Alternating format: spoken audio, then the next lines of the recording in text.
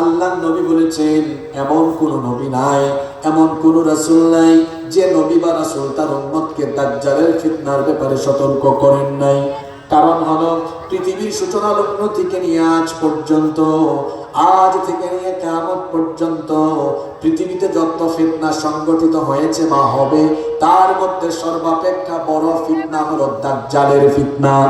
এই দাজ্জালকে আল্লাহ অলৌকিক কিছু ক্ষমতা দিবেন। দাজ্জাল হবে কানা, এক চোখা কানা দাজ্জাল। তার হাতে আল্লাহ এমন ক্ষমতা দিবেন, তার এক হাতে থাকবে জান্নাত, আরেক হাতে থাকবে জাহান্নাম। মক্কা মদিনা ছাড়া সারা পৃথিবী সে সফর করবে, সারা পৃথিবী ঘুরে বেড়াবে, আর সেই ইমানদারদের কাছ থেকে ঈমান কেড়ে নিবে। দাজ্জালের অলৌকিক কিছু ক্ষমতা থাকবে। দাজ্জালের ফিতনায় পড়ে বহু মানুষ তার ঈমান হারাবে। এই জন্য প্রত্যেক নবী এবং রাসূল তাদের উম্মতকে দাজ্জালের ফিতনার ব্যাপারে সতর্ক করে দিয়েছেন, সাবধান করে দিয়েছেন। আমরা তো আখিরি জামানার মানুষ, শেষ জামানার মানুষ আমরা।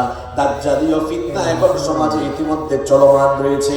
দাজ্জাল আত্মপ্রকাশের আগেই দাজ্জাল আড়াল থেকে পর্দার অন্তরায় থেকে ফিতনা চালাবে।